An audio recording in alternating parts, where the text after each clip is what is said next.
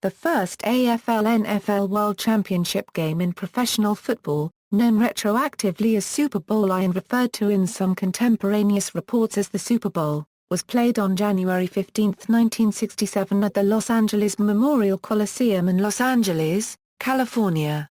The National Football League champion Green Bay Packers defeated the American Football League champion Kansas City Chiefs by the score of 35-10.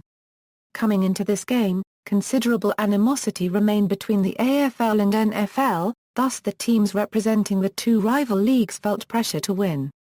The Chiefs posted an 11-2-1 record during the 1966 AFL season, and defeated the Buffalo Bills, 31-7, in the 1966 AFL Championship Game. The Packers finished the 1966 NFL season at 12-2, and defeated the Dallas Cowboys, 34-27, in the 1966 NFL Championship Game. Still, many sports writers and fans believed any team in the older NFL was vastly superior to any club in the upstart AFL, so expected Green Bay would blow out Kansas City. The first half of Super Bowl I was competitive, as the Chiefs outgained the Packers in total yards, 181-164, to come within 14-10 at halftime. But Green Bay safety Willie Wood's 50-yard interception return early in the third quarter sparked the Packers to score 21 unanswered points in the second half. Green Bay quarterback Bart Starr, who completed 16 of 23 passes for 250 yards and 2 touchdowns, with 1 interception, was named MVP. It is the only Super Bowl to have been simulcast in the United States by 2 networks. NBC had the rights to nationally televise AFL games, while CBS held the rights to broadcast NFL games. Both networks were allowed to televise the game. The first Super Bowl's entertainment largely consisted of college bands, instead of featuring popular singers and musicians as in more recent Super Bowls. Background =Origins =. When the NFL began its 40th season in 1960, it had a new and unwanted rival, the American Football League. The NFL had successfully fended off several other rival leagues in the past, and so the older league initially ignored the new upstart and its 8 teams, figuring it would be made up of nothing but NFL rejects who fans would not bother watching over the NFL itself. But unlike the NFL's prior rivals, the AFL survived and prospered, in part by signing NFL rejects, who turned out to be highly talented players the older league had badly misjudged. Soon the NFL and AFL found themselves locked in a massive bidding war for the top free agents and prospects coming out of college.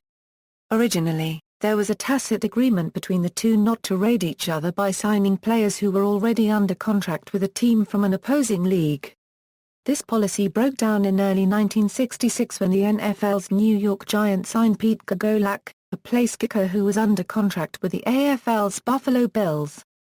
The AFL owners considered this an act of war, and immediately struck back, signing several contracted NFL players, including 8 of their top quarterbacks. Eventually the NFL had enough and started negotiations with the AFL in an attempt to resolve the issue. As a result of the negotiations, the league signed a merger agreement on June 9, 1966. Among the details, both leagues agreed to share a common draft in order to end the bidding war for the top college players, as well as merge into a single league after the 1969 season. In addition, an AFL-NFL World Championship Game was established, in which the AFL and NFL champions would play against each other in a game at the end of the season to determine which league had the best team. Los Angeles was not awarded the first AFL-NFL World Championship Game until December 1, 1966, 6 weeks prior to the kickoff. Likewise, the date of the game was not set until December 13. Since the AFL Championship Game originally was scheduled for Monday, December 26, and the NFL Championship Game for Sunday, January 1, the new championship game was suggested to be played Sunday, January 8. Eventually, an unprecedented TV doubleheader was held on January 1, with the AFL Championship Game telecast from Buffalo starting at 1 p.m. and the NFL Championship Game telecast from Dallas starting at 4 p.m., Coming into this first game, considerable animosity still existed between the two rival leagues, with both of them putting pressure on their respective champions to trounce the other and prove each league's dominance in professional football. Still, many sports writers and fans believed the game was a mismatch, and any team from the long-established NFL was far superior to the best team from the upstart AFL. The Green Bay Packers played the Kansas City Chiefs, with the Packers winning 35-10. Kansas City Chiefs. The Chiefs entered the game after recording an 11-2-1 mark during the regular season. In the AFL Championship Game, they beat the Buffalo Bills, 31-7. Kansas City's high-power defense led the AFL in points scored and total rushing yards. Their trio of running backs, Mike Garrett, Bert Cohn, and Curtis McClinton all ranked among the top 10 rushers in the AFL. Quarterback Len Dawson was the top-rated passer in the AFL, completing 159 of 284 of his passes for 2,527 yards and 26 touchdowns. Wide receiver Otis Taylor provided the team with a great deep threat by recording 58 receptions of 1,297 yards and 8 touchdowns. Receiver Chris Burford added 58 receptions for 758 yards and 8 touchdowns, and tight end Fred Urbanez, who had 22 catches for 305 yards and 4 touchdowns, was one of 6 Chiefs offensive players who were named to the All-AFL team. The Chiefs also had a strong defense, with All-AFL players Jerry Mays and Buck Buchanan anchoring their line. Linebacker Bobby Bell, who was also named to the All-AFL team, was great at run stopping and pass coverage. The strongest part of their defense, though, was their secondary, led by All-AFL safeties Johnny Robinson and Bobby Hunt, who each recorded 10 interceptions, and defensive back Fred Williamson, who recorded 4. Their head coach was Hank Stram. Green Bay Packers. The Packers were an NFL dynasty turning around what had been a losing team just 8 years earlier. The team had posted an NFL worst 1-10-1 record in 1958 before legendary head coach Vince Lombardi was hired in January 1959. Lombardi was determined to build a winning team. During the preseason, he signed Fred Fuzzy Thurston, who had been cut from 3 other teams, but ended up becoming an All-Pro left guard for Green Bay. Lombardi also made a big trade with the Cleveland Browns that brought 3 players to the team who would become cornerstones of the defense: lineman Henry Jordan, Willie Davis, and Bill Quinlan. Lombardi's hard work paid off, and the Packers improved to a 7-5 regular season record in 1959. They surprised the league during the following year by making it all the way to the 1960 NFL Championship Game. Although the Packers lost 17-13 to the Philadelphia Eagles, they had sent a clear message that they were no longer losers. Green Bay went on to win NFL championships in 1961, 1962, 1965, and 1966. Packers veteran quarterback Bart Starr was the top-rated quarterback in the NFL for 1966, and won the NFL Most Valuable Player award, completing 156 of 251 passes for 2,257 yards, 14 touchdowns, and only 3 interceptions. His top targets were wide receivers Boyd Dowler and Carroll Dale, who combined for 63 receptions for 1,336 yards. Fullback Jim Taylor was the team's top rusher with 705 yards, and also caught 41 passes for 331 yards. The team's starting halfback, Paul Hornung, was injured early in the season, but running back Elijah Pitts did a good job as a replacement, gaining 857 combined rushing and receiving yards.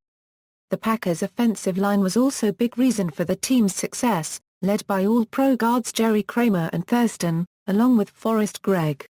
Green Bay also had a superb defense, which displayed its talent on the final drive of the NFL Championship Game, stopping the Dallas Cowboys on 4 consecutive plays starting on the Packers' 2-yard line to win the game. Lionel Aldridge had replaced Quinlan, but Jordan and Davis still anchored the defensive line. Linebacker Ray Nitschke excelled at run stopping and pass coverage, while the secondary was led by defensive backs Herb Adderley and Willie Wood. Wood was another example of how Lombardi found talent in players that nobody else could see. Wood had been a quarterback in college and was not drafted by an NFL team. When Wood joined the Packers in 1960, he was converted to a free safety, and went on to make the All-Pro team 9 times in his 12-year career. Super Bowl pregame news and notes Many people considered it fitting that the Chiefs and the Packers would be the teams to play in the first ever AFL-NFL World Championship Game.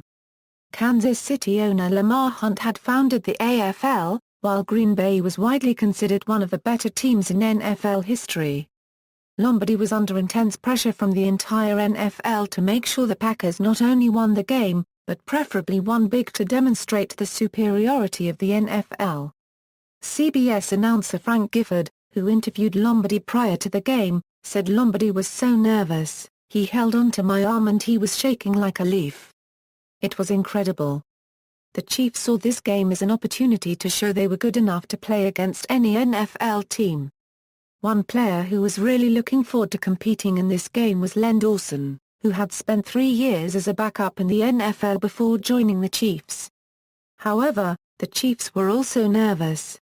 Linebacker E.J. Hlubb said, "The Chiefs were scared to death. Guys in the tunnel were throwing up." In the week prior to the game, Chiefs cornerback Fred "the Hammer" Williamson garnered considerable publicity by boasting he would use his hammer forearm blows to the head to destroy the Packers receivers, stating, "2 hammers to Dowler, 1 to Dale should be enough." His prediction turned out to be partially correct as Dowler was knocked out of the game early in the first quarter. However, Williamson himself was knocked out cold and carried off the field on a stretcher near the end of the game. The two teams played with their respective footballs from each league. The Chiefs used the AFL ball by Spalding, and the Packers played with the NFL ball by Wilson. The AFL's 2-point conversion rule was not used and would not be used in any Super Bowl until Super Bowl XXIX in 1995. Television simulcast This game is the only Super Bowl to have been broadcast in the United States by 2 television networks simultaneously. At the time, NBC held the rights to nationally televise AFL games while CBS had the rights to broadcast NFL games. Both networks were allowed to cover the game. During the week, tensions flared between the staffs of the 2 networks, who each wanted to win the ratings war, to the point where a fence was built between the CBS and NBC trucks. Each network used its own announcers. Ray Scott, Jack Whitaker and Frank Gifford provided commentary on CBS, while Kurt Gowdy and Paul Chrisman were on NBC. While Rozelle allowed NBC to telecast the game, he decreed it would not be able to use its cameramen and technical personnel, instead forcing it to use the feed provided by CBS, since the Coliseum was home to the NFL's Rams. Super Bowl I was the only Super Bowl in history that was not a sellout in terms of attendance, despite a TV blackout in the Los Angeles area. Of the 94,000-seat capacity in the Coliseum, 33,000 went unsold. Days before the game, local newspapers printed editorials about what they viewed as a then exorbitant $12 price for tickets, and wrote stories about how to pirate the signal from TV stations outside the Los Angeles area. Game footage All known broadcast tapes which recorded the game in its entirety were subsequently wiped by both NBC and CBS to save costs. The networks commonly wiped sports tapes at the time, unaware of how historically significant the Super Bowl would become in future. This has prevented studies comparing each network's respective telecast. For many years, only 2 small samples of the telecasts were known to have survived, showing Max McGee's opening touchdown and Jim Taylor's first touchdown run. Both were shown in 1991 on HBO's Play-by-Play, A History of Sports Television, and on the Super Bowl XXV pre-game show. In January 2011, a partial recording of the CBS telecast was reported to have been found in a Pennsylvania attic and restored by the Paley Center for Media in New York. The 2-inch color videotape is the most complete version of the broadcast yet discovered, missing only the half-time show and most of the third quarter. NFL Films had a camera crew present, and retains a substantial amount of film footage in its archives, some of which has been released for home video and cable presentations. One such presentation was the NFL's Greatest Games episode about this Super Bowl, entitled The Spectacle of the Sport. Ceremonies and Entertainment. The first Super Bowl halftime show featured American trumpeter Al Hirt, the marching bands from the University of Arizona and Grambling State University, 300 pigeons, 10,000 balloons, and a flying demonstration by the hydrogen peroxide-propelled Bell rocket airmen. The post-game, trophy presentation ceremony was handled by CBS' Pat Summerall and NBC's George Ratterman. Summerall and Ratterman were forced to share a single microphone. A group of majorettes, the Los Angeles Remettes, performed for the pre-game of the first Super Bowl, and after each of the quarters. The LA Remettes performed in the LA Coliseum for all the Rams' home football games, and they were well prepared to march and twirl for the Super Bowl. The famed Anaheim High School drill team performed pre-game and also carried the banners representing all the NFL-AFL football teams. While marching in conjunction with the University of Arizona, which created a physical outline of the continental United States at the center of the field, the Anaheim High Steppers placed their banners at the respective team's geographical location within the U.S. profile created by the UA. Marching Band. Game Summary. During the game, the official balls from both leagues were used. When the Chiefs were on offense, the official AFL football was used, and when the Packers were on offense, the official NFL ball was used. Even the officiating crew was made up of a combination of AFL and NFL referees, with the NFL's Norm Scutchter as the head referee. After both teams traded punts on their first possessions of the game, the Packers jumped out to an early 7-0 lead, driving 80 yards in 6 plays. On the last play, Bart Starr threw a pass to reserve receiver Max McGee, who had replaced injured starter Boyd Dowler earlier in the drive. McGee slipped past Chiefs cornerback Willie Mitchell, made a one-handed catch at the 23-yard line, and then took off for a 37-yard touchdown reception. On their ensuing drive, the Chiefs moved the ball to Green Bay's 33-yard line, but kicker Mike Mercer missed a 40-yard field goal. Early in the second quarter, Kansas City marched 66 yards in 6 plays, featuring a 31-yard reception by receiver Otis Taylor, to tie the game on a 7-yard pass to Curtis McClinton from quarterback Len Dawson, but the Packers responded on their next drive, advancing 73 yards down the field and scoring on fullback Jim Taylor's 14-yard touchdown run with the team's famed power sweep play. Taylor's touchdown run was the first in Super Bowl history. Dawson was sacked for an 8-yard loss on the first play of the Chiefs' next drive, but he followed it up with 4 consecutive completions for 58 yards, including a 27-yarder to Chris Burford, setting up Mercer's 31-yard field goal to make the score 14-10 at the end of the half. At halftime, the Chiefs appeared to have a chance to win. Many people watching the game were surprised how close the score was and how well the AFL's champions were playing. Kansas City actually outgained the Packers in total yards, 181-164, and had 11 first downs compared to the Packers' 9. The Chiefs were exuberant at halftime. Hank Stram said later, "I honestly thought we would come back and win it." The Packers were disappointed with the quality of their play in the first half.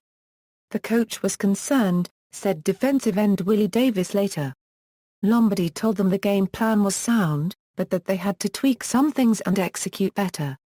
On their first drive of the second half, the Chiefs advanced to their own 49-yard line.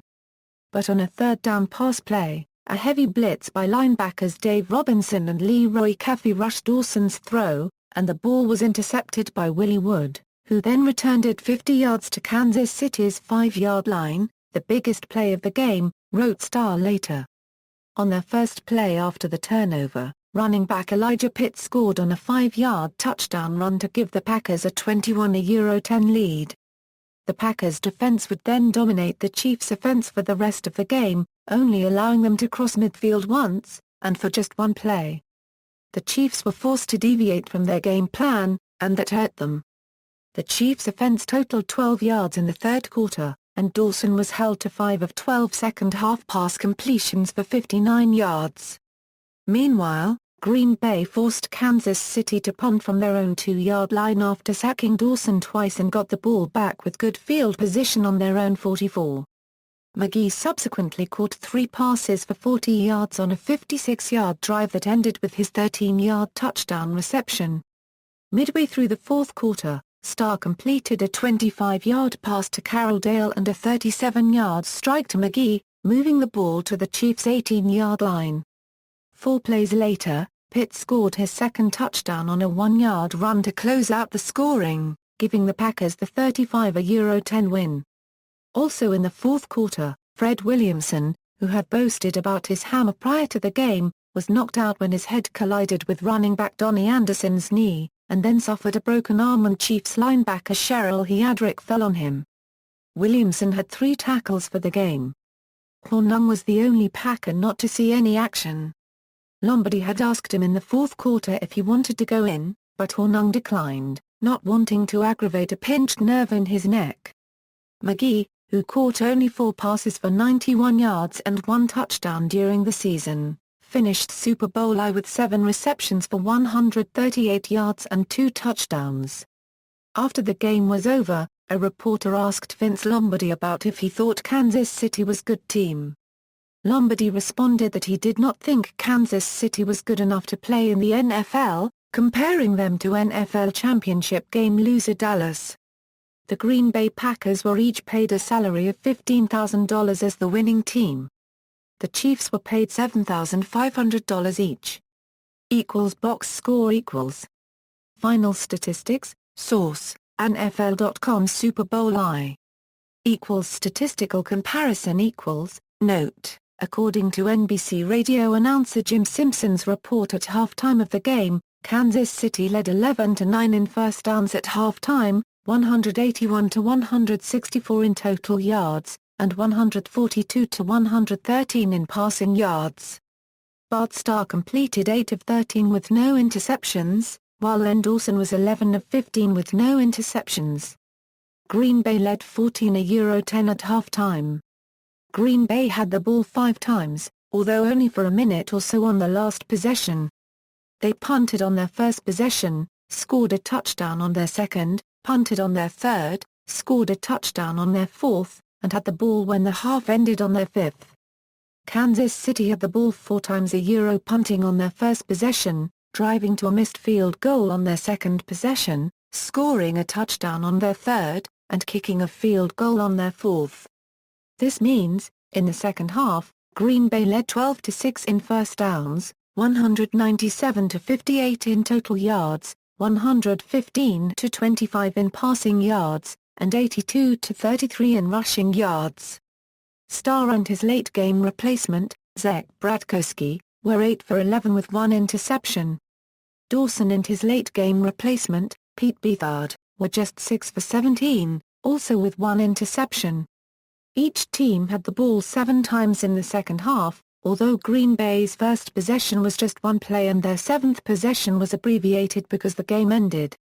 Green Bay scored a touchdown on their first possession, punted on their second, scored a touchdown on their third, was intercepted at KC's 15-yard line on their fourth, scored a touchdown on their fifth, punted on their sixth, and had the ball when the game ended on their 7th possession. Kansas City was intercepted on their first possession. Woods returned to the 5 set up Pitt's touchdown that made the score 21-10, and then punted on each of their next 6 possessions. Individual leaders 1 completions attempts 2 carries 3 long gain 4 receptions.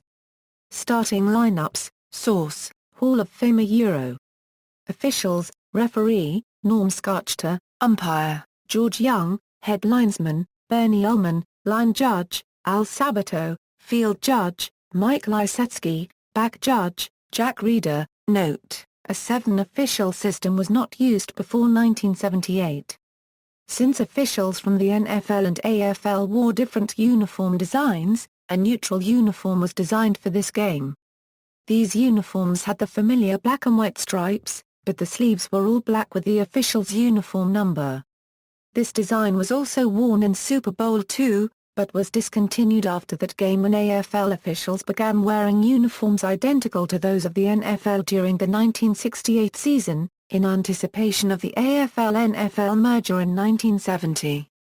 See also, 1966 NFL season, 1966 AFL season, American Football League playoffs. References. External links, Super Bowl official website, 2006 NFL Record and Fact Book. Time Incorporated. Home Entertainment. ISBN 1-933405-32-5. Total Football Do, the official encyclopedia of the National Football League. HarperCollins. ISBN 1-933405-32-5. The official NFL Encyclopedia Pro Football. NAL Books. ISBN 0-453-00431-8. The Sporting News Complete Super Bowl Book 1995. ISBN 0-89204-523-X. http www.pro-football-reference.com A large online database of NFL data and statistics, Super Bowl play-by-plays from USA Today, all-time Super Bowl odds from the Sports Network, opening of CBS Radio's coverage as recorded from WCCO AM in Minneapolis.